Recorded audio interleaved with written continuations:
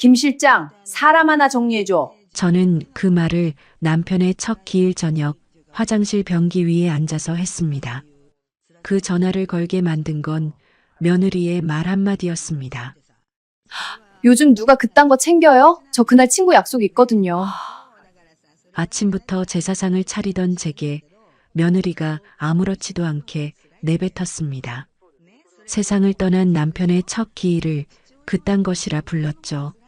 남편의 첫 기일을 친구 약속 하나로 날려버린 기가 막힌 며느리의 만행이었습니다. 저는 화를 내는 대신 조용히 화장실 문을 잠갔습니다. 그리고 아주 차갑게 웃으며 번호를 눌렀죠. 김 실장, 사람 하나 정리해줘. 며칠 뒤 며느리 회사 인사팀에서 서류 한 장이 내려왔습니다. 며느리는 당연히 업무 서류인 줄 알았겠죠.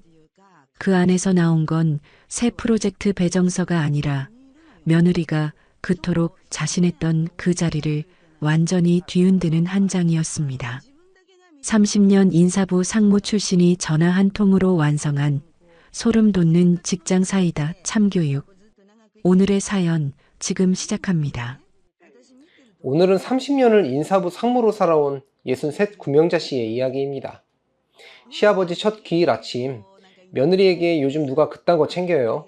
라는 말을 들은 뒤 화장실 문을 잠그고 전화 한 통을 걸었는데 그 6글자가 4년간 쌓아온 모래성을 한순간에 무너뜨리고 맙니다.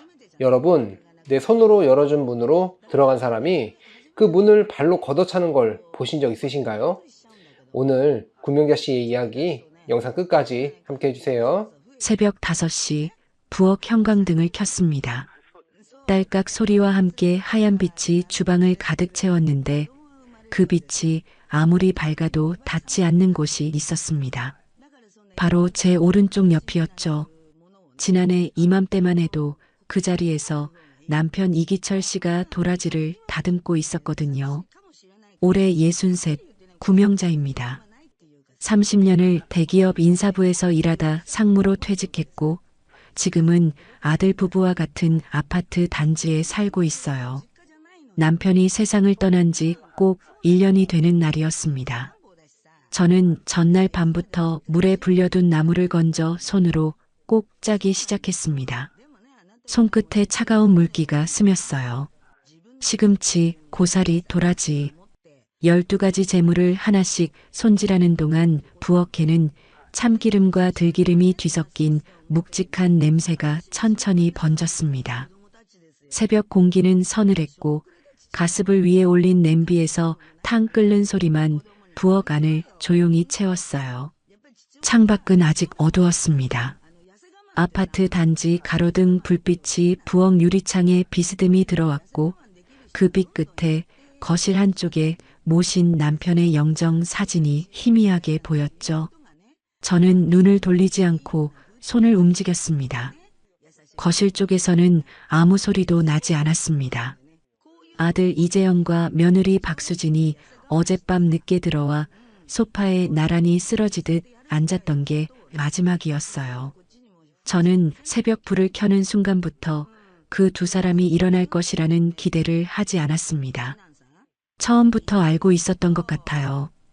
올해 이 기일도 혼자 치를 것이라는 것을.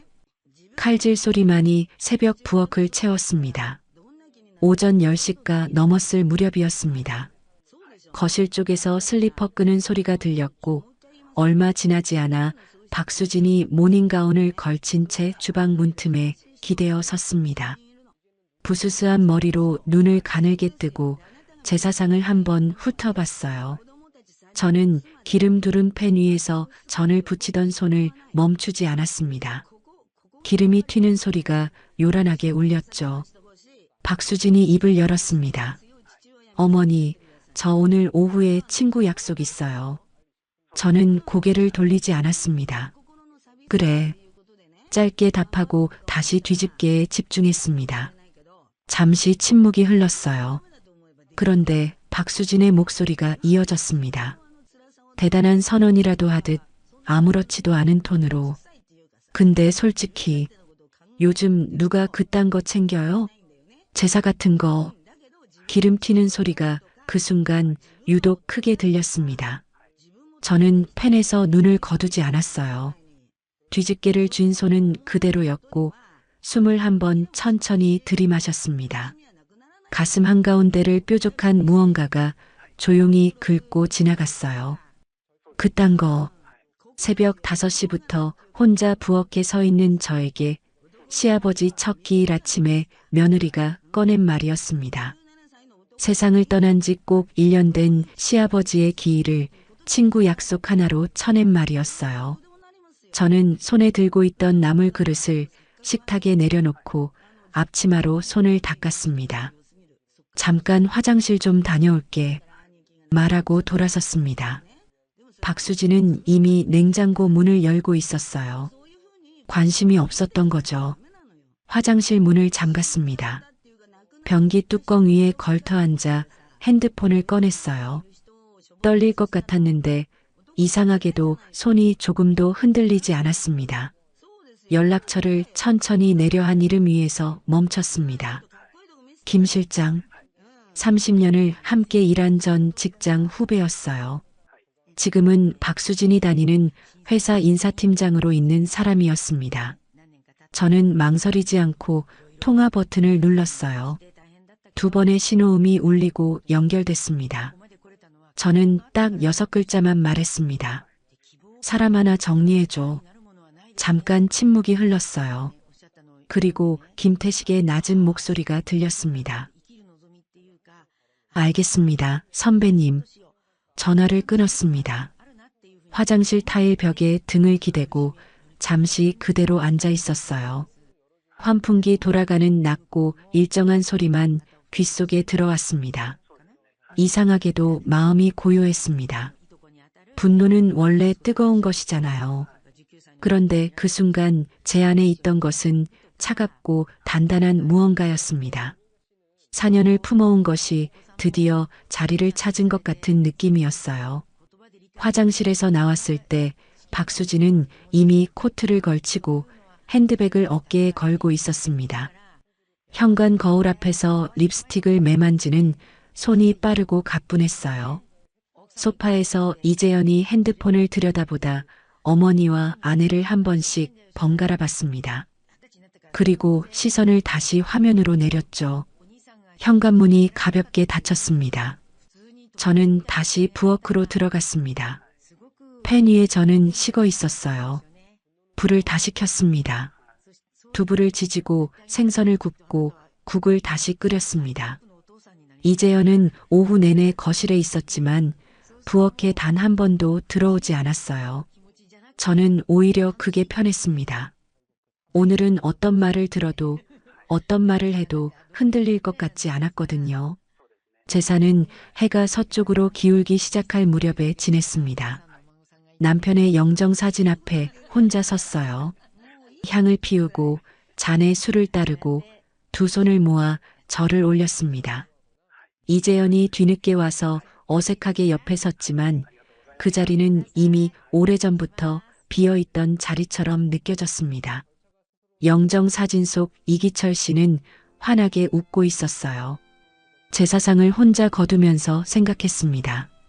오늘 이 전화 한 통이 4년간 닫아두었던 문이 첫 번째 손잡이라는 것을, 박수진이 저녁에 돌아왔을 때 이미 판이 움직이기 시작했을 것이라는 것을, 그리고 박수진은 그 사실을 꿈에도 모를 것이라는 것을. 저녁이 됐습니다.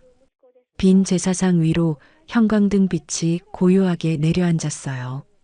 저는 거실로 나가 영정사진 앞에 한 번 더 앉았습니다. 오랫동안 이기철 씨의 얼굴을 바라봤어요. 그리고 4년 전 노트북 화면에서 그 이력서를 처음 마주쳤던 날 파일을 닫고 아무것도 없었던 것처럼 부엌으로 돌아갔던 저 자신을 처음으로 용서했습니다. 4년 전 봄, 벚꽃이 지고 나서 얼마 되지 않은 어느 오후였습니다. 이재연이 저희 집 소파에 앉아 발끝만 내려다보고 있었어요. 말을 꺼내려다 멈추기를 2번쯤 반복하더니 결국 입을 열었습니다. 엄마, 수진이 취직이 영 안 되네. 목소리가 낮았어요. 이재현이 그렇게 맥없는 표정을 짓는 것은 어릴 때 이후로 처음 보는 것 같았습니다. 박수진이 졸업 후 2해 동안 취업문을 두드려왔다는 것은 알고 있었어요. 대기업 공채, 중견기업 수시 채용, 인터넷으로 넣는 지원서만 수십 통이라고 들었습니다. 그런데 번번이 최종 면접에서 떨어졌다고 했죠. 이재현은 어쩔 수 없다는 듯 어깨를 한번 으쓱하더니 조심스럽게 덧붙였습니다. 엄마 후배 중에 그쪽 업계 아는 사람 없어? 한 번만 부탁해 볼 수 있으면. 말끝을 흐렸어요. 저는 잠시 아무 말도 하지 않았습니다. 30년을 인사부에서 일하면서 쌓아온 것들이 있었어요. 사람을 뽑고 내보내는 일을 수천 번 반복하면서 만들어온 신뢰, 그것이 제 가장 큰 재산이었습니다.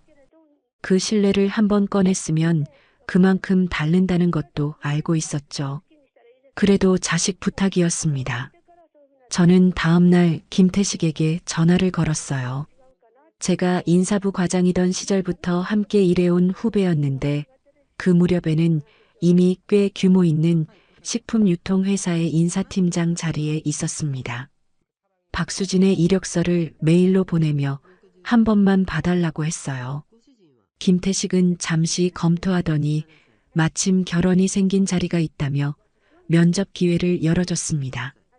합격 통보가 온 것은 보름쯤 지났을 때였어요. 그날 저녁 박수진이 저희 집에 왔습니다. 현관에서부터 목소리가 떨렸어요. 거실 소파 앞에서 두 손을 모으더니 눈에 눈물까지 맺힌 채로 고개를 숙였습니다. 어머니, 정말 감사합니다. 어머니 덕분이에요. 저는 그 눈물을 그대로 믿었습니다. 지금 돌이켜보면 그게 제 첫 번째 실수였습니다. 입사하고 한 달이 지났을 무렵이었어요. 이재현에게서 아침 일찍 전화가 왔습니다. 출근 준비를 하다가 급한 일이 생겼는데 계약서 파일을 거래처에 팩스로 보내야 한다고 했어요. 노트북은 거실 식탁 위에 열어두고 나왔으니 파일 찾아서 팩스 한 장만 보내달라고 했습니다. 저는 마침 그날 오전에 아들 집 냉장고 반찬을 채워주러 가기로 한 참이었어요. 아들 집에 들어가 거실 식탁 위에 펼쳐진 노트북 앞에 앉았습니다. 화면에는 파일 목록이 열려 있었어요. 계약서를 찾아 아래로 스크롤을 내리는데 파일 하나가 눈에 들어왔습니다. 수진 입사 지원 최종 HWP 멈췄습니다. 나중에 이재현에게 물어봤더니 박수진이 지원 당시 자기 노트북이 고장나는 바람에 남편 것을 빌려 이력서를 작성하고 그대로 저장해뒀다고 했어요. 이재현은 파일이 거기 있다는 것은 알고 있었지만 직접 열어본 적은 한 번도 없었다고 했습니다. 저도 열어볼 생각이 없었어요. 그런데 손가락이 먼저 움직였습니다. 화면이 열렸습니다. 이력서 양식이 펼쳐졌어요. 이름, 생년월일, 학력사항. 그 아래 경력사항 칸으로 눈이 내려갔습니다. 첫 번째 줄에 적힌 회사 이름을 보는 순간 저는 숨을 들이켰습니다. 들이킨 채로 내쉬지 못했어요. 그 회사는 제가 아는 곳이었습니다. 업계에서 오래 일하다 보니 어느 회사에 몇 명이 있는지 대략 알고 있었거든요. 그런데 박수진이 경력사항에 적어놓은 재직 기간이 이상했습니다. 근무 시작일과 종료일 사이에 딱 2년이 있었는데 그 기간 동안 박수진은 취업을 못해 이재현 어깨 너머로 한숨 쉬고 있었다는 것을 저는 직접 들은 사람이었으니까요. 다닌 적이 없는 회사였습니다. 손가락이 마우스 위에 그대로 얹혀 있었어요. 화면 속 글자들이 한번 흔들리는 것 같았습니다. 아니, 흔들린 것은 제 눈이었겠죠. 가슴 한복판에서 무언가가 천천히 내려앉았습니다. 마치 발밑에 딛고 있던 바닥이 아주 조금, 아주 조용히 꺼지는 것 같은 느낌이었어요. 제가 추천서를 써서 보낸 이력서였습니다. 한참을 그 자리에서 움직이지 못했습니다. 그러다 천천히 파일을 닫았어요. 계약서를 찾아 팩스를 보내고 노트북 화면을 원래대로 돌려놓고 냉장고에 반찬을 채워 넣고 아들 집을 나왔습니다. 현관문을 닫는 소리가 유난히 크게 들렸어요. 엘리베이터 안에서 저는 거울에 비친 제 얼굴을 봤습니다. 아무렇지도 않은 얼굴이었습니다. 그런데 귀 안쪽이 멍멍했어요. 이재현에게 말할까 생각했습니다. 하지 않았어요. 이유는 두 가지였습니다. 첫 번째는 아들이었습니다. 이재현이 어깨를 으쓱이며 수진이 취직이 영 안 되네 하던 그 맥없는 얼굴이 자꾸 눈앞에 어른거렸어요. 이제 막 시작된 박수진의 직장 생활을 제 손으로 끝내는 것이, 제 아들 얼굴에 그 짐을 그대로 얹어주는 것이 차마 되지 않았습니다. 두 번째는 저 자신이었어요. 그 이력서를 통과시킨 것이 제 추천서 덕분이었으니까요.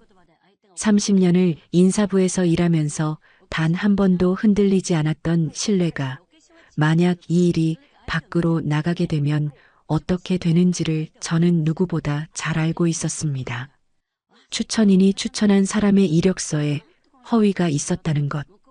그것은 제가 지고 싶지 않은 이름이었어요. 그렇게 저는 처음으로 알면서 모른 척하는 사람이 됐습니다. 박수진은 입사 1년이 지나면서 실무자로 인정을 받기 시작했어요.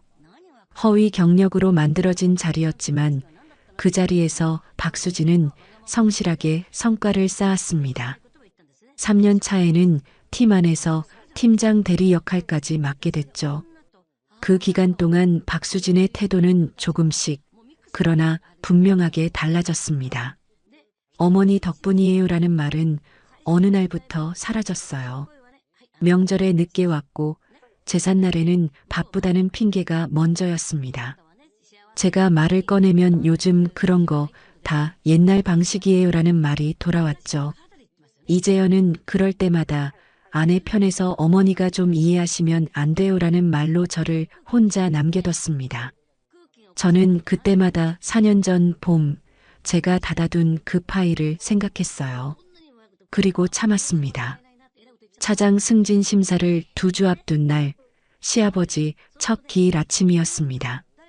박수진의 입에서 나온 요즘 누가 그딴 거 챙겨요라는 말이 저 안에서 4년간 잠자던 무언가를 두드렸어요. 그것으로 충분했습니다. 기일 사흘 후 전화를 했더니 김태식은 두말 없이 나왔습니다.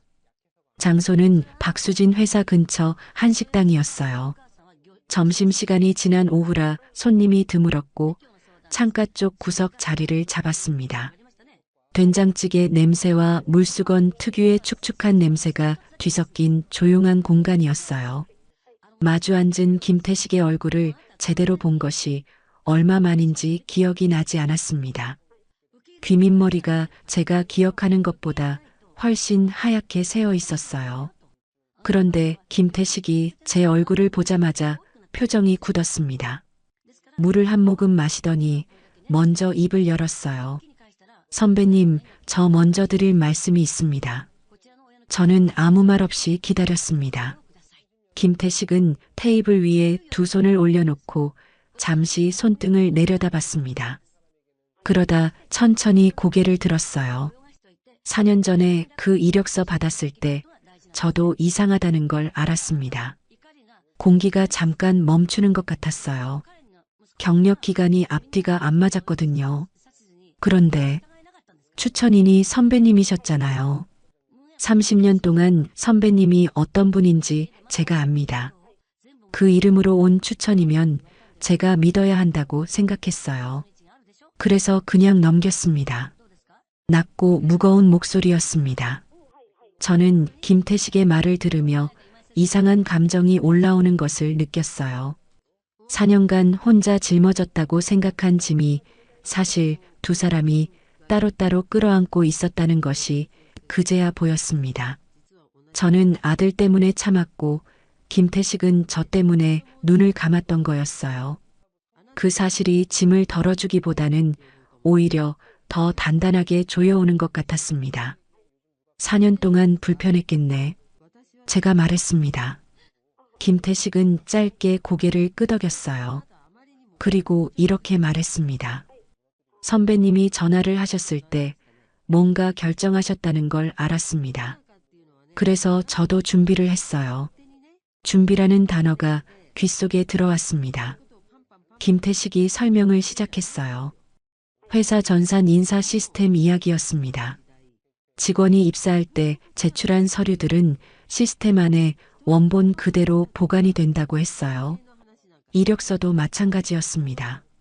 박수진이 4년 전에 제출한 이력서, 원본이 지금도 시스템 안에 고스란히 들어있다는 것이었죠. 그리고 마침 이번 차장 승진 심사를 앞두고 전 직원 경력 서류를 재검토하는 정기 절차가 진행 중이라고 했습니다. 이 절차에서는 시스템에 저장된 입사 당시 이력서, 원본이 자동으로 꺼내져 현재 제출 서류와 대조되는 방식으로 진행된다고 했어요. 모든 심사 대상자에게 동일하게 적용되는 절차입니다. 누가 특별히 박며느리를 겨냥한 게 아니라 절차가 그냥 그 이력서를 건드리게 되는 거예요. 저는 가만히 들었습니다. 박며느리가 경력 검증 요청을 받게 되면 제출할 수 있는 서류가 없는 거죠. 다닌 적이 없으니까요. 그 말 끝에 잠깐 침묵이 흘렀어요. 김태식이 한 가지를 더 꺼냈습니다. 숫자 이야기였어요. 박수진이 허위 경력을 바탕으로 산정된 초봉을 받아온 것이 입사 때부터였고 성과급까지 합산하면 같은 연차 직원과 비교해 3년간 약 1,800만 원을 초과 수령한 상태라고 했습니다. 1,800만 원. 그 숫자가 허공에 떠 있는 것처럼 느껴졌습니다. 저는 그 금액을 듣는 순간 4년이 한꺼번에 눈앞을 스치고 지나갔어요. 어머니 덕분이에요라고 눈물 글썽이던 얼굴. 명절마다 늦게 들어오던 발소리. 요즘 누가 그딴 거 챙겨요라는 말이 나오던 새벽 5시 부엌. 허위 경력 위에 세워진 자리에서 매달 받아간 급여와 성과급. 그 돈이 쌓이는 동안 제가 참아온 것들이 함께 쌓이고 있었던 거였습니다. 가슴 아래 어딘가에서 뜨거운 것이 올라오다가 목바로 아래에서 딱 멈췄습니다. 저는 이것이 복수가 아니라는 것을 이 순간 분명히 정리했습니다. 4년간 잘못된 채로 유지되어 온 것을 제자리로 돌려놓는 일이었어요. 그 이상도 이하도 아니었습니다. 절차대로 진행해줘. 나는 나서지 않을게. 김태식이 고개를 끄덕이며 양복 안주머니에서 봉투 하나를 꺼냈습니다. 두껍지 않은 봉투였어요. 시스템에서 출력한 박수진의 입사 당시 이력서, 원본, 허위 경력을 기준으로 산정된 초봉 관련 서류, 3년치 성과급 내역이 담긴 문서들이라고 했습니다. 혹시 모를 경우를 대비해서요. 나중에 박며느리 측에서 문제를 제기하면 선배님이 쓰실 수 있는 자료입니다. 저는 봉투를 받아 가방 안에 넣었습니다. 생각보다 가벼웠어요. 그런데 4년이 들어있는 것 치고는 너무 가볍다 싶었습니다. 한식당을 나오며 김태식이 말했습니다. 선배님, 오래 참으셨습니다. 저는 대답하지 않았어요. 대신 먼저 걸음을 옮겼습니다. 가을 초입의 바깥 공기가 뺨 위로 서늘하게 지나갔어요. 오랜만에 맡는 바깥 냄새였습니다. 그날 저녁 저는 아들 부부집 초인종을 눌렀습니다. 손에는 반찬통 3개가 들려 있었어요. 오후 내내 끓이고 볶은 것들이었습니다. 시래기 된장국, 멸치볶음, 감자조림. 박수진이 좋아한다고 이재현이 예전에 말했던 것들이었어요. 문이 열렸습니다. 박수진이었습니다. 저를 보는 순간 박수진의 눈이 한번 가늘어졌어요. 아직 기일의 일이 공기 중에 남아있는 것 같았습니다. 저는 박수진의 그 눈빛을 전부 받아내면서 최대한 부드럽게 웃었습니다. 요즘 바빠 보이던데 저녁은 먹고 다니는 거야? 반찬이나 좀 가져왔어. 박수진이 잠깐 멈칫했습니다. 기일 아침 이후 이런 얼굴로 찾아올 거라고는 예상하지 못한 것 같았어요. 조심스럽게 반찬통을 받아들더니 안으로 들어오시라고 했습니다. 거실 소파에 나란히 앉았어요. 이재연이 어색하게 차를 내왔고 셋이서 한동안 별 내용 없는 이야기들을 주고받았습니다. 저는 박수진의 회사 이야기를 먼저 물었어요. 승진 심사가 언제냐고, 요즘 팀 분위기는 어떻냐고. 자연스럽게 진심으로 궁금한 사람처럼 박수진이 조심스럽게 말문을 열기 시작했어요. 처음에는 짧게 답하다가 제가 맞장구를 치자 조금씩 말이 길어졌습니다. 경쟁 후보가 몇 명인지, 자신의 실적이 얼마나 되는지, 박수진의 목소리에 자신감이 서서히 올라오는 것이 느껴졌어요. 저는 고개를 끄덕이며 들었습니다. 속으로는 다른 생각이 흘렀어요. 아직 모르는구나. 이 자리가 어디 위에 세워진 것인지를. 저는 그 생각을 얼굴 밖으로 한 톨도 내보내지 않았습니다. 따뜻하게 웃는 얼굴과 차갑게 가라앉은 속이 같은 몸 안에 공존하고 있었어요. 돌아오는 길 엘리베이터 안에서 가방 속 봉투의 무게를 손으로 느꼈습니다. 꺼낼 때가 될 때까지 이 봉투는 서랍 안에 있을 것이었어요. 그날 저녁 이후로 저는 일주일에 2~3번씩 아들 부부 집에 드나들었습니다. 반찬을 가져가거나 과일을 한 봉지 들고 가거나 별 이유 없이 잠깐 들렀다 가는 방식이었어요. 처음 이틀은 박수진이 여전히 저를 보는 눈에 가식과 돋쳐 있었습니다. 현관에서 반찬통을 받아들면서도 고맙다는 말 대신 왜 또 오셨어요? 라는 말이 먼저 나왔죠. 저는 개의치 않는 얼굴로 웃었습니다. 기일 아침 일은 제가 너무 예민하게 굴었나 보다. 이제 우리 좀 편하게 지내자. 그 말을 2번 정도 반복했어요. 일주일이 지났습니다. 박수진의 어깨에서 긴장이 빠져나가는 것이 눈에 보였어요. 현관에서 반찬통을 받아들며 어머니 이건 직접 만드신 거예요? 하고 묻는 목소리가 달라졌습니다. 가식과 없어졌달까요? 제가 먼저 회사 이야기를 물어봐주면 박수진은 점점 말이 길어졌어요. 어느 저녁이었습니다. 박수진이 소파에 앉아 이재연에게 경쟁 후보 이야기를 늘어놓고 있었어요. 제가 옆에 앉아 있다는 것을 의식하지 못하는 것인지 아니면 이제는 의식하지 않아도 된다고 판단한 것인지 목소리에 거침이 없었습니다. 박 과장이 나보다 실적이 나쁜데 지가 무슨 차장이야. 어차피 이번에 나한테 밀리는 거 본인도 알 텐데. 저는 고개를 끄덕이며 들었습니다. 그 자리가 어디 위에 세워진 것인지를 박수진은 여전히 모르는 얼굴이었어요. 저는 그 얼굴을 바라보며 속으로 생각했습니다. 아직은 네가 더 높은 곳에 있어야 해. 더 높이 올라가야 더 멀리 떨어지니까. 그 즈음 이재연이 셋이서 함께 저녁이나 먹자고 먼저 말을 꺼냈습니다. 오랜만이었어요. 이재연이 저녁 식사를 제안해 온 것이 언제가 마지막인지 기억이 나지 않을 정도였습니다. 박수진도 이 일을 달지 않았어요. 근처 고깃집으로 갔는데 연탄화로 위에 고기가 올라가고 고소한 냄새가 테이블 위로 피어오르는 동안 이재연이 막걸리를 따라주며 웃었습니다. 어머니, 오랜만에 같이 먹네요. 저는 잔을 받아들었습니다. 진짜 웃음처럼 보였는지는 모르겠어요. 저는 웃고 있었지만 눈 안쪽은 달랐습니다.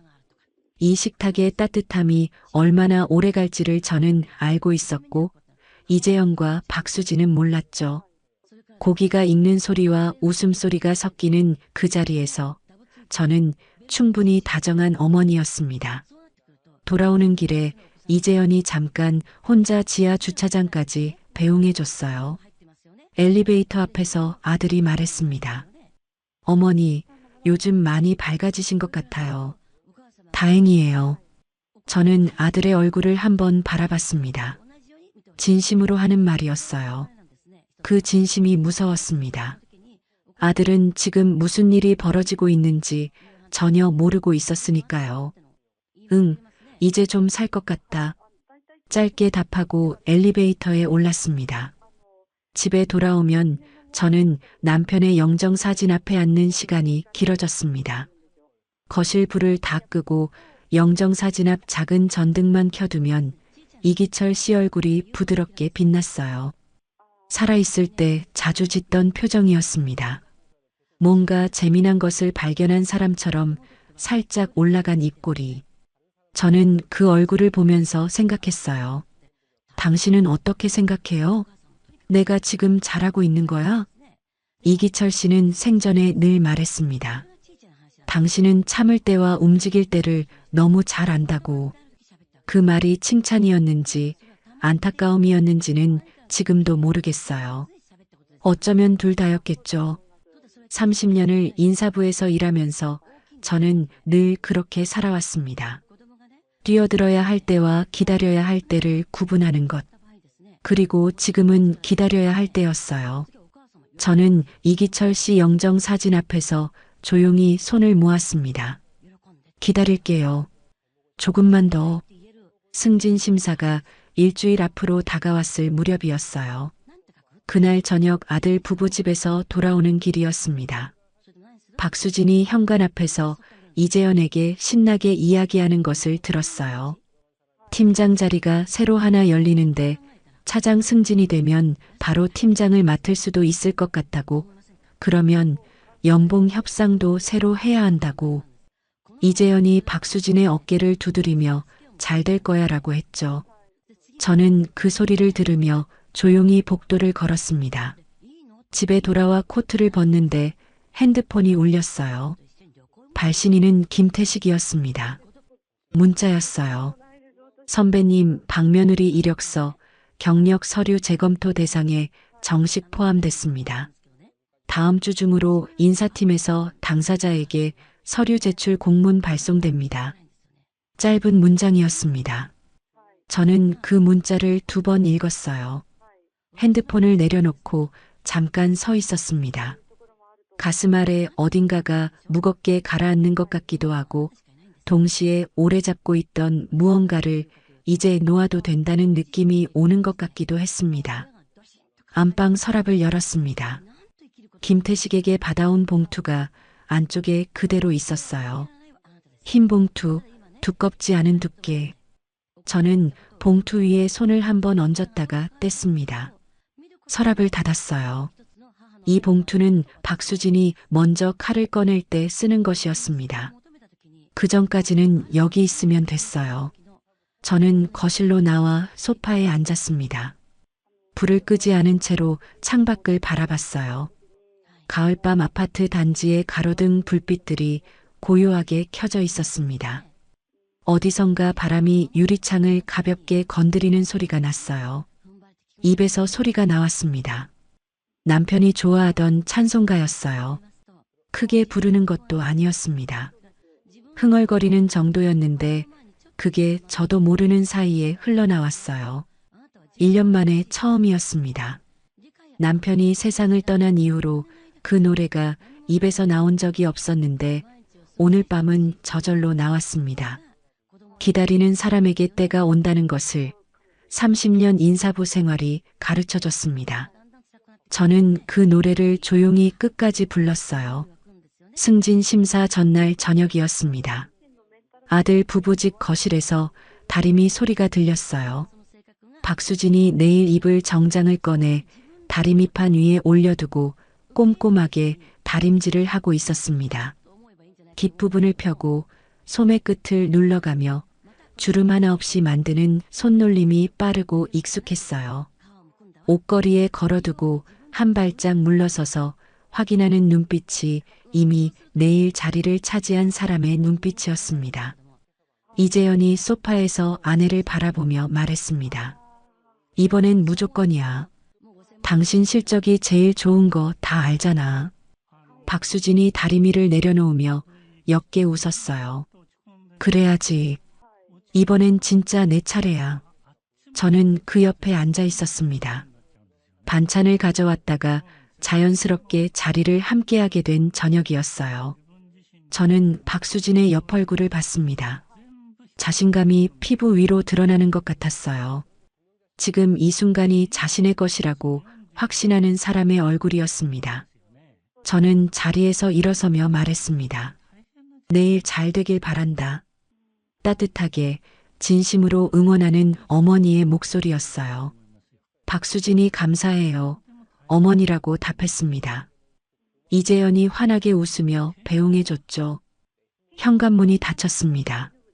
복도를 걸어오면서 저는 입술을 지그시 다물었어요. 내일 잘 되길 바란다. 그 말은 거짓이 아니었습니다. 다만 제가 바라는 잘됨이 박수진이 생각하는 것과 달랐을 뿐이었죠. 방에 들어와 조용히 앉았습니다. 때가 되면 진실은 스스로 모습을 드러냅니다. 제가 할 일은 그 자리에 없는 것이었어요.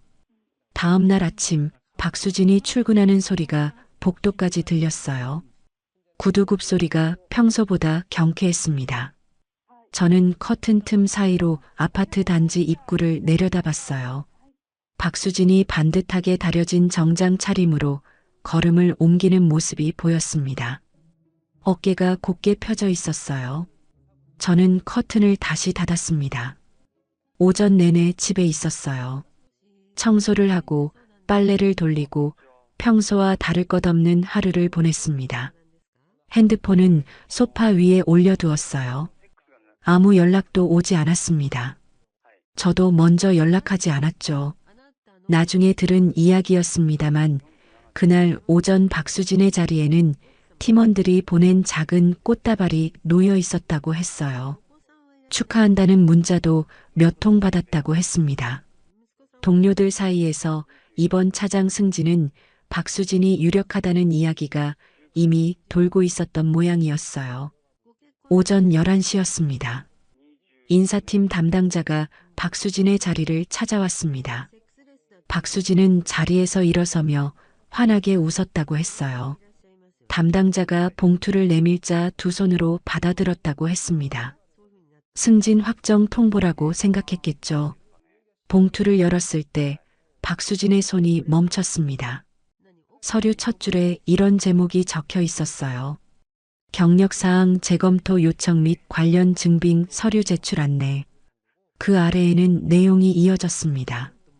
입사 당시 이력서에 기재된 이전 직장 경력에 대해 재직 증명서, 원본과 4대 보험 납부 내역서를 기한 내에 제출하라는 것이었어요.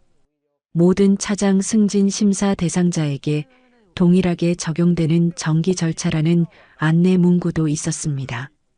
박수진의 손에서 서류가 천천히 내려갔습니다.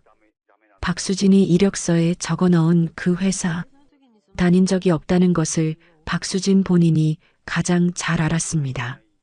제출할 수 있는 재직 증명서가 존재하지 않는다는 것도, 4대 보험 납부 내역이 나올 수 없다는 것도, 책상이 꽃다발에서 꽃잎이 하나 떨어져 서류 위에 내려앉았지만 박수진은 그것을 보지 못했을 겁니다. 박수진이 집에 돌아온 것은 오후 3시가 채 되지 않은 시각이었습니다. 조기 퇴근이었어요. 이재연은 아직 퇴근 전이었고 박수진은 소파에 앉아 혼자 있다가 이재연이 들어오자마자 이야기를 털어놓기 시작했습니다. 저는 그날 저녁 늦게 이재연에게 전화를 받고서야 낮에 무슨 일이 있었는지를 들었어요. 이재연 말로는 박수진의 목소리가 처음에는 낮고 떨렸다가 점점 높아졌다고 했습니다. 경력 서류 제출 요청을 받았는데 그 경력이 문제가 되는 것 같다고, 어떻게 해야 하냐고.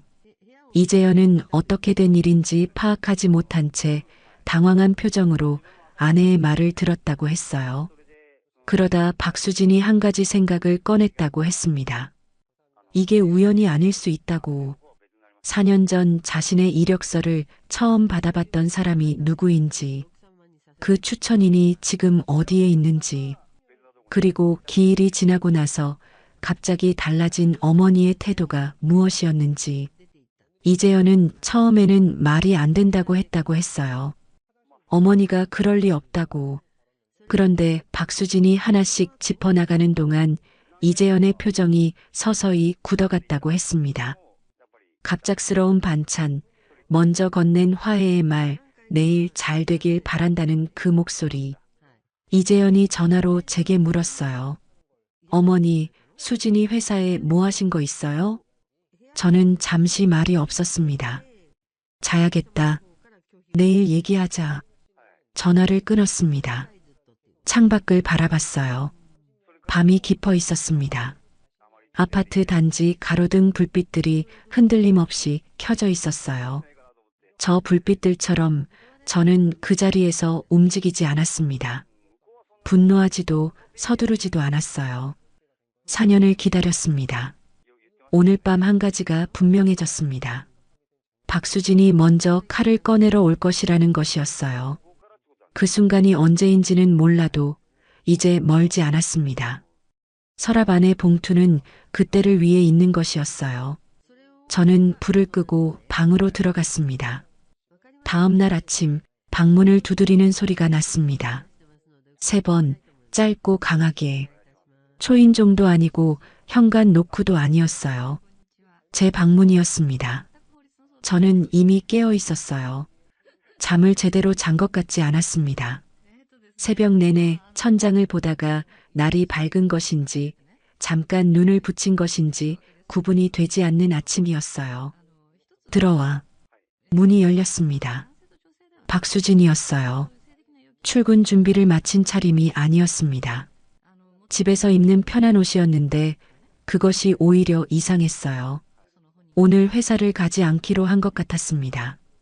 박수진은 문 앞에서 한 발짝 들어오더니 바로 물었습니다. 어머니가 회사에 전화하신 거 맞죠? 물음표 없는 질문이었어요. 저는 침대 끝에 앉아 박수진을 바라봤습니다. 아무 말도 하지 않았어요. 부정도 인정도 하지 않았습니다. 그냥 박수진의 얼굴을 봤어요. 그 침묵이 박수진에게는 전부 들렸나 봤습니다. 박수진이 숨을 한 번 내쉬더니 말을 이었어요. 목소리는 떨렸지만 말의 방향은 분명했습니다. 어머니, 저 그 회사에 어머니 추천으로 들어간 거잖아요.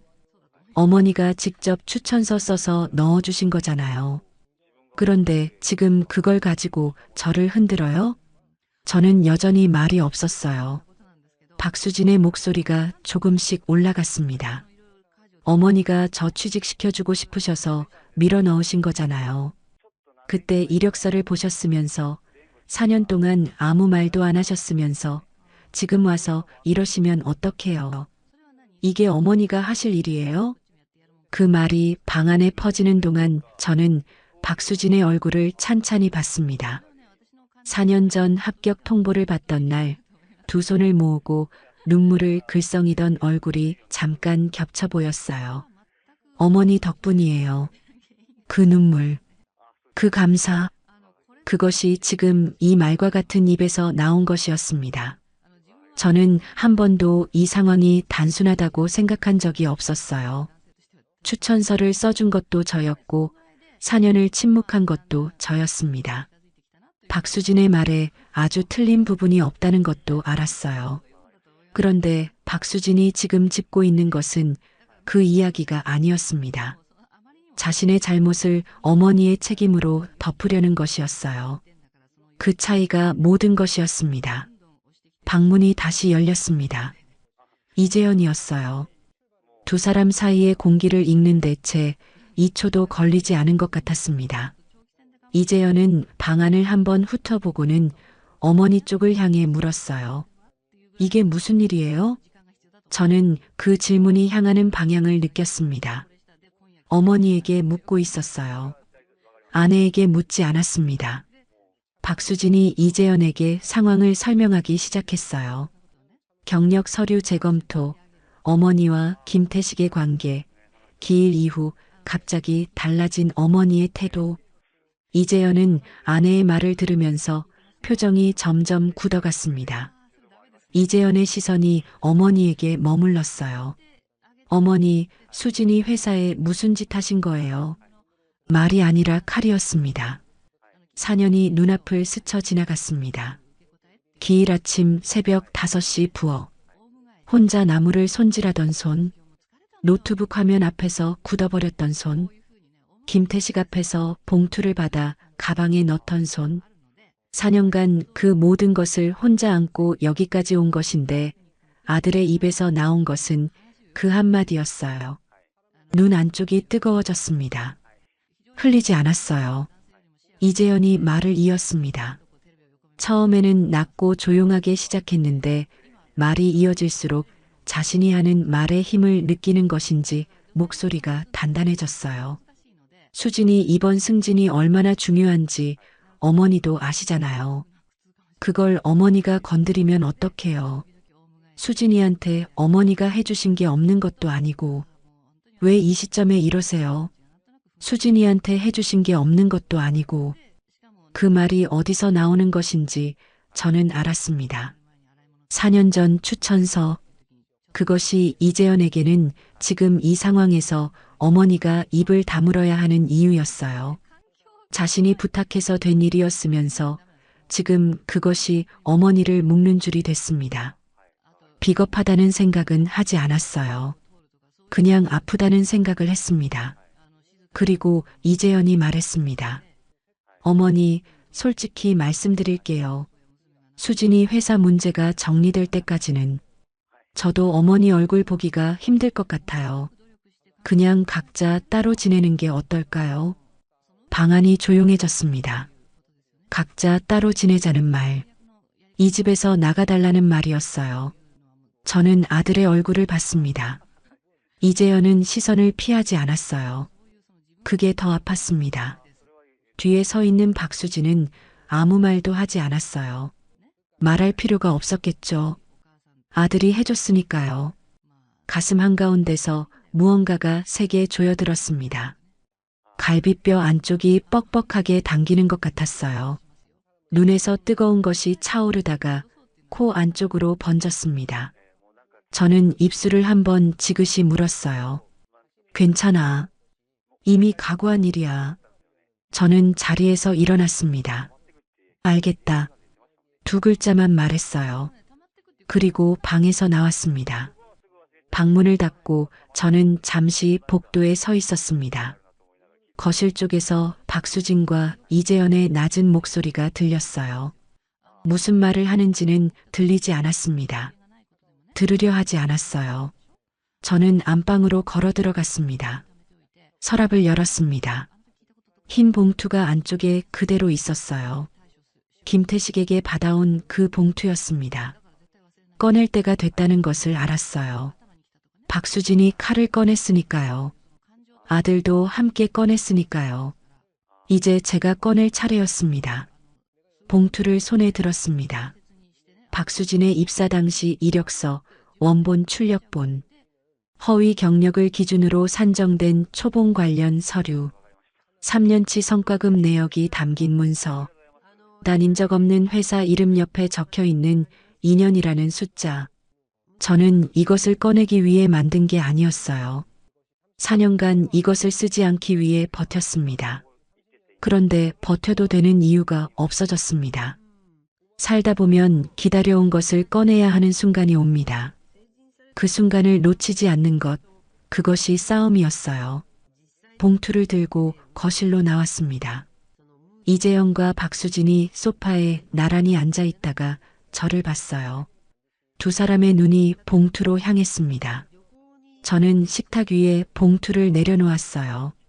소리 없이 천천히, 그리고 말했습니다. 앉아. 낮고 조용한 목소리였어요. 30년간 인사부에서 수없이 많은 사람들을 앉혀두고 이야기를 시작하던 그 목소리였습니다. 두 사람은 아무 말 없이 식탁 앞으로 왔어요. 저는 의자를 당겨 앉으며 봉투에 손을 얹었습니다. 이제 시작이었습니다. 저는 봉투 입구를 천천히 열었습니다. 서류를 한 장씩 꺼내 식탁 위에 올려놓았어요. 첫 번째는 박수진의 입사 당시 이력서, 원본 출력본이었습니다. 회사 전산 시스템에 4년 내내 보관되어 있던 것이었어요. 두 번째는 허위 경력을 기준으로 산정된 초봉 관련 서류였습니다. 세 번째는 3년치 성과급 내역과 같은 연차 직원과의 차액이 정리된 문서였어요. 숫자가 적힌 마지막 장을 내려놓으며 말했습니다. 차액 합계가 1,800만 원이야. 식탁 위가 조용해졌어요. 이재현은 첫 번째 서류, 이력서, 원본을 내려다봤습니다. 경력 사항 칸에 적힌 회사 이름과 재직 기간을 눈으로 따라가는 것이 보였어요. 이재현의 손이 무릎 위에서 천천히 쥐어졌습니다. 무언가가 맞아 들어가는 순간의 얼굴이었어요. 박수진은 이력서 쪽으로 눈을 돌리지 않았습니다. 이미 무엇이 적혀 있는지 알고 있었으니까요. 저는 이재현을 봤습니다. 이거 알고 있었어? 이재현이 고개를 들었어요. 잠시 저와 눈이 마주쳤다가 시선이 내려갔습니다. 몰랐어요. 낮고 짧은 대답이었어요. 저는 그것이 거짓이 아니라는 것을 알았습니다. 노트북에 파일이 있다는 것은 알았지만 열어본 적이 없다고 했죠. 챕터 2에서 계약서를 찾아달라고 한 그 노트북 안에 이재현은 한 번도 직접 들여다보지 않은 파일이 있었던 겁니다. 아들의 표정이 그것을 말해주고 있었어요. 저는 숨을 한번 고르고 말했습니다. 나는 이걸 4년 전에 알았어. 내 노트북에서 봤어. 그때 말하지 않은 건 너 때문이었고 수진이 때문이기도 했어. 그 선택이 옳았는지는 모르겠다. 그런데 그 선택을 4년간 혼자 안고 있었다는 건 사실이야. 이재현은 아무 말도 하지 못했습니다. 저는 박수진을 봤어요. 지금이라도 수진이가 회사에 직접 사실을 말하고 초과 수령한 금액을 반납하는 방식으로 자진 신고를 하면 절차상 훨씬 유리할 수 있어. 이건 수진이를 살려주려는 게 아니야. 재현이가 이 일에 같이 연루되는 걸 막으려는 거야. 박수진의 눈이 가늘어졌습니다. 잠시 침묵이 흘렀어요. 그러다 박수진이 서류 쪽으로 손을 뻗었습니다. 이력서 원본을 집어들더니 들고 있다가 식탁 위에 다시 내려놓았어요. 그 손이 떨리고 있었습니다. 어머니도 책임이 있어요. 목소리에 날이 섰습니다. 어머니가 추천서 써주셨잖아요. 그 추천서가 없었으면 저 거기 못 들어간 거잖아요. 그리고 4년 동안 아셨으면서 왜 지금이에요? 4년간 말 안 하셨다는 게 어머니도 이걸 인정하신 거 아니에요? 그러면 어머니도 이 상황에서 자유로울 수 없는 거잖아요. 저는 박수진의 말을 끝까지 들었습니다. 그리고 천천히 입을 열었어요. 추천서를 써준 사람이 제출 서류의 내용까지 보증하지는 않아. 추천서는 내가 이 사람을 안다는 것이지 이 사람의 서류가 전부 사실이라는 서명이 아니거든. 목소리는 낮고 고요했습니다. 그런데 이어지는 말은 달랐어요. 4년 동안 이 회사에서 받은 급여가 얼마야? 그 중에서 어머니 추천서가 없었어도 받을 수 있었던 몫이 얼마고 없는 경력 2년을 채운 덕분에 더 받은 몫이 얼마인지 수진이 본인이 제일 잘 알 텐데. 박수진의 입이 열렸다가 닫혔습니다. 나는 수진이가 4년간 일 열심히 한 거 알아. 그 부분은 인정해. 그런데 그 자리에 서기 위해 없는 인연을 만들어낸 것도 수진이고 그 인연 때문에 4년간 매달 더 받아온 것도 수진이야. 그건 별개야. 일타였어요. 박수진이 입술을 깨물었습니다. 저는 멈추지 않았어요. 기일 아침에 그딴 거라고 했지. 시아버지 제삿날을 그딴 것으로 만든 사람이 지금 어머니한테 도리를 말하는 거야? 이타였습니다. 박수진의 얼굴이 하얗게 됐다가 붉어졌습니다. 이재현은 고개를 들지 못하고 있었어요. 잠시 후 박수진의 태도가 바뀌었습니다. 목소리가 낮아졌어요. 아까의 날 선 목소리가 아니었습니다. 어머니, 제가 잘못했어요. 그 이력서는 그때 제가 너무 급해서 한 거예요. 취직이 너무 안 되니까요. 한 번만 봐주시면 안 돼요? 제가 다 어떻게든 해볼게요. 어깨가 내려가 있었습니다. 저는 박수진의 그 얼굴을 보면서 대답하지 않았어요. 애원이라는 것을 알았습니다.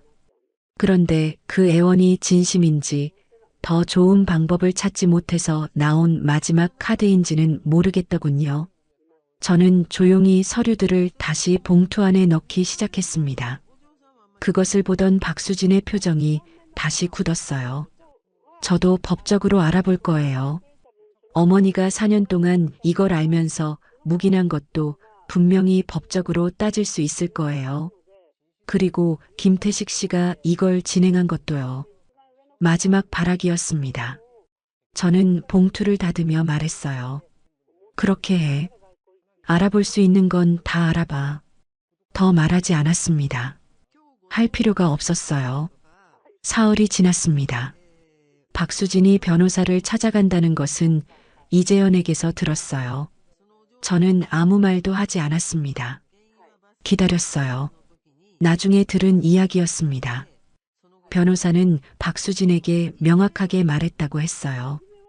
허위 경력 기재는 입사 계약 자체를 무효로 만들 수 있는 사안이고 사문서 위조에 해당할 소지도 있으며 회사 측이 먼저 정기 절차를 통해 문제를 발견한 상황에서 소송을 제기하면 오히려 더 불리하다고, 지금 자진 신고를 하는 것이 가능한 선택지 중 가장 낫다는 조언을 받았다고 했습니다. 박수진은 사흘째 되던 날 회사에 자진 신고서를 제출했습니다. 승진 심사는 보류됐어요. 초과 수령 성과급 반납 절차가 시작됐습니다. 팀 안에서의 입지가 어떻게 됐는지는 굳이 듣지 않아도 알 수 있었어요. 박수진이 그토록 자신만만하게 기다리던 자리는 그 자리를 세워온 모래가 씻겨 내려가면서 함께 흔들렸습니다. 1,800만 원. 그 숫자만큼 4년이 다시 계산됐어요. 모든 것이 마무리된 저녁이었습니다. 이재현이 저희 집으로 왔어요. 박수진은 없었습니다. 이재현 혼자였어요. 거실 소파에 앉아서 한동안 말을 하지 않았습니다. 저는 주방에서 물을 끓여 차를 냈어요. 두 사람이 마주 앉은 식탁이 어색하게 조용했습니다. 이재현이 찻잔을 두 손으로 감쌌습니다. 손을 감싸고 있다가 내려놓고 다시 감쌌어요. 그러다가 고개를 들지 못한 채로 입을 열었습니다. 죄송합니다, 어머니. 그게 전부였어요. 저는 그 말을 들으며 아들의 어깨를 봤습니다. 내려가 있었어요. 30년 넘게 키워온 아들의 어깨가 지금 이 순간 처음으로 제게 내려가 있었습니다. 4년간 한 번도 어머니 편에 서지 않았던 아들이 지금 이 식탁에서 처음으로 어머니 앞에서 고개를 숙이고 있었어요. 저는 그 말을 받아들이지도 거부하지도 않았습니다. 받아들이기에는 아직 이른 것들이 있었고 거부하기에는 이미 늦은 것들이 있었어요. 그 사이 어딘가에 지금 이 자리가 있었습니다. 저는 자리에서 일어났습니다. 4년의 기다림이 끝난 식탁 위에는 2개의 찻잔과 봉투 하나가 남아 있었어요. 봉투 안의 서류들이 제 역할을 다했습니다. 더 이상 서랍 안에 있을 필요가 없는 것들이었어요. 한 달 후 이삿짐 차가 아파트 앞에 섰습니다. 짐은 많지 않았어요. 30년 넘게 살아온 집이었는데도 정작 제 것이라고 할 수 있는 짐은 생각보다 적었습니다. 옷 몇 벌, 책 몇 권, 남편의 영정 사진과 작은 제기 세트, 그리고 부엌 살림 일부. 그게 전부였어요. 이재현이 왔습니다. 아무 말 없이 박스를 들었어요. 이삿짐 업체 직원들 사이에서 아들은 묵묵히 무거운 것들을 나르고 가벼운 것들을 정리했습니다. 말을 거는 것도 아니고 피하는 것도 아니었어요. 그냥 손을 움직이고 있었어요. 그 손이 어릴 때 제 손을 잡고 다니던 손이라는 것이 새삼스럽게 느껴졌습니다. 이삿짐 차가 떠나고 이재현이 마지막으로 빈집을 한 바퀴 돌았어요. 텅 빈 거실에 잠깐 서 있다가 나왔습니다. 현관에서 저를 한번 보더니 말했어요. 어머니, 도착하면 연락해요. 저는 고개를 끄덕였습니다. 엘리베이터 문이 닫혔어요. 저는 혼자 남은 복도에서 잠깐 서 있었습니다. 30년 넘게 드나들던 현관문을 한번 바라봤어요. 그리고 돌아섰습니다. 새 아파트는 고향 읍내에서 차로 20분 거리였어요. 작은 단지였고 창밖으로 낮은 산이 보이는 3층 집이었습니다. 남편이 살아있을 때 나중에 나이 들면 저런 데서 살면 좋겠다고 했던 것과 비슷한 풍경이었어요. 그때는 그냥 흘려들었는데 이제야 그 말이 기억났습니다. 첫날 밤 짐 정리가 채 끝나지 않은 방에 앉았어요. 박스들이 여기저기 쌓여 있었고 부엌 살림도 절반은 꺼내지 못한 상태였습니다. 그런데 이상하게도 답답하지 않았어요. 오히려 오랜만에 숨이 제대로 들어오는 것 같았습니다. 서울 아파트 거실에서는 느끼지 못했던 공기였어요. 창문을 조금 열었더니 밤바람이 들어왔습니다. 풀냄새가 섞인 서늘한 바람이었어요. 남편의 영정사진을 제일 먼저 꺼내 창가 쪽 선반 위에 올려뒀습니다. 이기철 씨 얼굴이 새 집안에서 빛났어요. 가을이 깊어지면서 저는 읍내 복지관에 나가기 시작했습니다. 취업을 준비하는 중장년층을 위한 인사상담 봉사였어요. 일주일에 2번, 오전 2시간씩. 처음 나간 날 대기자가 6명이었습니다. 50대 초반에 공장 일을 잃은 분, 60이 넘어 처음으로 이력서를 써보는 분, 재취업 면접에서 3번 연속 떨어진 분. 저는 그분들의 이력서를 보면서 오랜만에 제자리에 있다는 느낌이 들었어요. 30년간 인사부에서 일하면서 제가 익힌 것들이 있었습니다. 어떤 이력서가 눈에 띄는지, 면접에서 무엇을 물어보는지, 나이라는 숫자, 너머에서 사람을 보는 법. 그것이 오래 쓰이지 못하고 있었는데 이 자리에서 다시 꺼내지고 있었습니다. 내 것이 아닌 다른 사람을 위해서. 그것이 생각보다 훨씬 좋았어요. 어느 가을 오후였습니다. 김태식이 찾아왔어요. 읍내에서 멀지 않은 곳에 출장이 있었다며 오는 길에 들렀다고 했습니다. 복지관 앞 작은 찻집에서 마주 앉았어요. 창밖으로 노랗게 물든 은행나무가 보였습니다. 김태식이 찻잔을 감싸며 먼저 말을 꺼냈습니다. 선배님, 그때 제가 이력서 받자마자 선배님한테 말씀드렸어야 했는데요. 저는 잠깐 창밖을 봤다가 김태식을 봤어요. 말해줬어도 나는 똑같이 했을 거야. 김태식이 눈을 들었습니다. 아들 때문에요? 응, 아들 때문에. 짧은 침묵이 흘렀어요. 김태식이 피식 웃었습니다. 쓴 웃음이었어요. 저도 웃었습니다. 같은 종류의 웃음이었어요. 두 사람이 4년 동안 따로 짊어지고 있었던 짐이 이 짧은 대화 안에서 처음으로 제자리를 찾는 것 같았습니다. 그것이 위로인지 정리인지 구분이 잘 되지 않았어요. 그냥 이제는 내려놓아도 된다는 느낌이었습니다. 찻집을 나서며 김태식이 말했어요. 선배님, 여기 잘 어울리십니다. 저는 웃으며 고개를 끄덕였습니다. 남편 묘를 찾아간 것은 그로부터 며칠 뒤였어요. 기일에 제대로 가지 못한 것이 마음에 남아 있었습니다. 음식을 직접 만들었어요. 이기철 씨가 좋아하던 갈치조림, 시금치나물, 잡채. 이른 아침부터 만들어서 보자기에 싸들고 버스를 탔습니다. 묘 앞에 도착했을 때 가을 햇살이 비스듬하게 내려앉고 있었어요. 풀냄새와 흙냄새가 섞인 공기가 코끝으로 들어왔습니다. 저는 음식을 하나씩 꺼내 앞에 차렸어요. 작은 잔에 막걸리도 따랐습니다. 이기철 씨가 좋아하던 것이었어요. 두 손을 모았습니다. 여보, 나 괜찮아요. 소리가 작아서 바람소리에 묻힐 뻔했습니다. 아들이 곁에 없어도 괜찮고 수진이가 고마워하지 않아도 괜찮아요. 내가 써준 추천서가 그렇게 쓰인 것도 4년을 참은 것도 다 지나간 일이에요. 그 모든 걸 감당하고 여기 이렇게 앉아 있으니까 이제 괜찮아요. 눈에서 무언가가 차오르는 것이 느껴졌습니다. 억누르지 않았어요. 그냥 두었더니 조용히 흘렀습니다. 뜨겁지도 않고 아프지도 않은 눈물이었어요.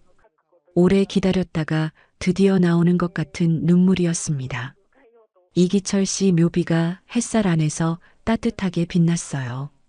저는 한참을 그 앞에 앉아 있었습니다. 기일 아침 혼자 지낸 제사가 생각났어요. 그때 혼자였던 것과 지금 혼자인 것은 달랐습니다. 그때는 버려진 것 같은 혼자였는데 지금은 내가 선택한 혼자였어요. 그 차이가 전부였습니다. 2달이 지났을 때 이재현에게서 전화가 왔습니다. 어머니 생일에 찾아가도 될까요? 저는 전화기를 쥔 채 잠깐 창밖을 봤습니다. 낮은 산 위로 하늘이 높고 맑았어요. 응와. 전화를 끊고 선반 위 이기철 씨 영정 사진을 봤습니다. 남편이 살짝 웃고 있는 것 같았어요. 남편이 떠난 뒤 처음으로 생일이 기다려졌습니다. 구명자 씨는 그 이후로 복지관 봉사를 계속 이어가고 있습니다. 30년 인사부 경력이 이제는 자신이 아닌 다른 사람을 위해 쓰이고 있어요. 취업 걱정에 지친 분들 옆에 앉아 이력서 한 줄 한 줄을 같이 들여다보는 사람이 됐습니다. 자신을 위한 무기였던 것이 이제는 누군가의 새 출발을 여는 열쇠가 된 거예요. 여러분, 오늘 구명자 씨 이야기에서 제가 가장 오래 생각하게 된 장면이 있었습니다. 화장실 문을 잠그고 전화기를 든 그 순간이에요. 소리를 지른 것도 눈물을 쏟은 것도 아니었습니다. 그냥 조용히 문을 잠그고 손을 움직인 거예요. 분노는 뜨거울수록 빨리 식습니다. 그런데 차가운 결심은 쉽게 꺼지지 않아요. 구명자 씨가 4년을 참은 것은 약해서가 아니었습니다. 아들을 사랑했기 때문이었어요. 그 사랑이 오히려 발목을 잡았고 그 발목을 끊어낸 것도 결국 그 사랑이었습니다. 자식을 위해 참는 것과 자식을 위해 더 이상 참지 않는 것, 그 2가지가 사실은 같은 마음에서 나온다는 것을 구명자 씨가 보여줬습니다. 내가 열어준 문으로 들어간 사람이 그 문을 발로 걷어차는 일, 살다 보면 겪게 됩니다. 그럴 때 우리는 너무 빨리 분노하거나 너무 오래 참거나 그 둘 중 하나를 선택하게 되죠. 그런데 구명자 씨는 3번째 길을 택했습니다. 때를 기다리는 것, 절차가 스스로 작동하도록 두는 것, 그것이 30년을 사람을 보며 살아온 사람의 방식이었어요. 고마움을 잊은 사람에게는 그 고마움이 어디서 왔는지를 다시 보게 해주면 됩니다. 내 힘으로 여기까지 왔다고 착각하는 사람에게 그 첫걸음이 누구의 손에서 시작됐는지를 보여주면 되는 거예요. 목소리를 높이지 않아도 조용히 기다리면 진실은 반드시 제자리를 찾아갑니다. 오늘 사연에서 가장 시원하셨던 장면이 어떤 장면인지 댓글로 남겨주세요. 비슷한 경험이 있으신 분들 편하게 이야기 나눠주시면 좋겠습니다. 구독과 좋아요, 알림 설정을 눌러주시면 여러분께도 구명자 씨처럼 진정한 행복이 찾아올 거예요. 댓글로 시청하고 계신 지역과 의견을 남겨주세요. 옥순잔의 사연 다음에도 재미있는 사연으로 또 찾아뵙겠습니다. 항상 건강하시고 행복하세요. 감사합니다.